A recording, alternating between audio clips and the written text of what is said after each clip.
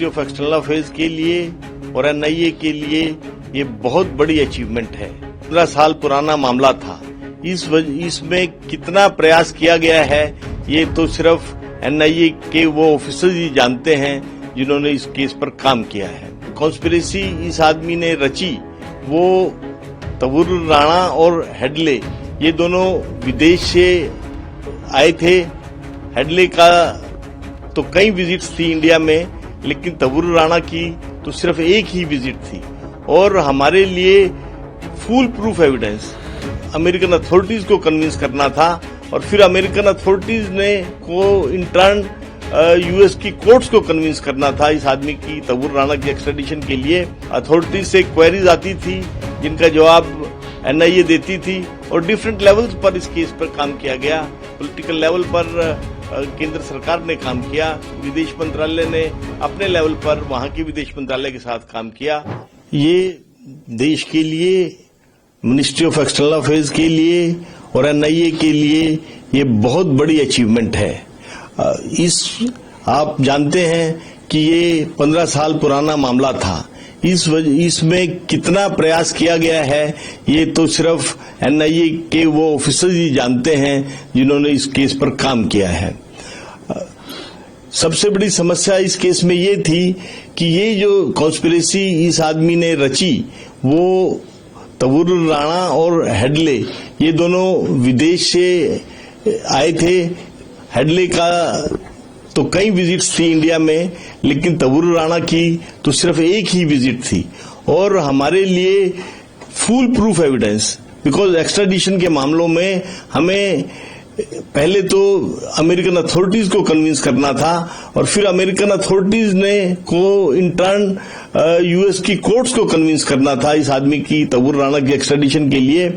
तो इसमें regularly American authorities से क्वेरीज आती थी जिनका जवाब एनआईए देती थी और डिफरेंट लेवल्स पर इस केस पर काम किया गया। पॉलिटिकल लेवल पर केंद्र सरकार ने काम किया, विदेश मंत्रालय ने अपने लेवल पर वहां के विदेश मंत्रालय के साथ काम किया और एनआईए ने वहां की प्रोसिक्यूशन एजेंसी के साथ काम किया और बहुत एफर्ट्स के बाद, मेहनत के बाद ये संभव हो पाया है।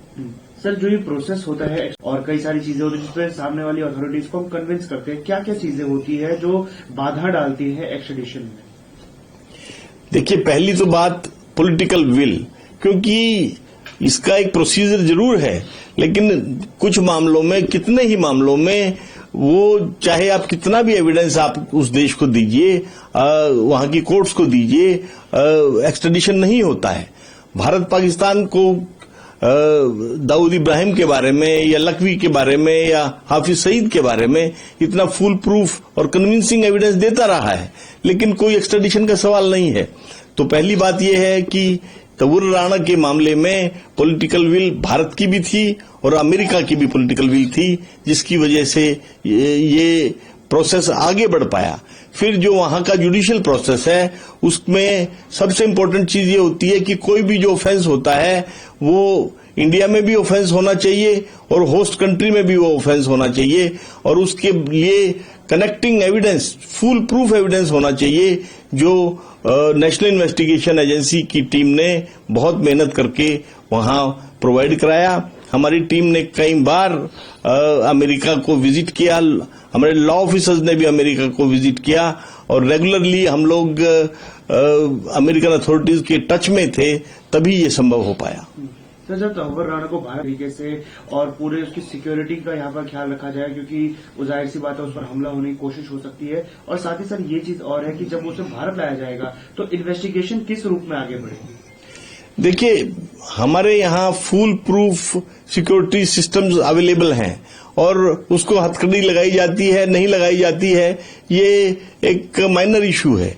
इस इम्पोर्टेंट चीज ये है कि हाँ, भारत सरकार, दिल्ली पुलिस और एनआईए इंश्योर करेगी कि उसके ऊपर किसी तरह की फिजिकल आंच ना आए और इंश्योर करेगी कि उसका प्रॉपर इंटेरोगेशन हो, उससे जो भी एविडेंस मिल सकता है उस एविडेंस को हम कलेक्ट करें और जिस केस में उसको लाया जा रहा है उस केस में उसकी इफेक्टिव प्रोसिक्यूशन हो सके और केस को लॉजिकल कंक्लूजन तक ले जाया जा सके। कौन कौन सी एजेंसी सर इसमें अपनी जांच को आगे बढ़ा सकती है?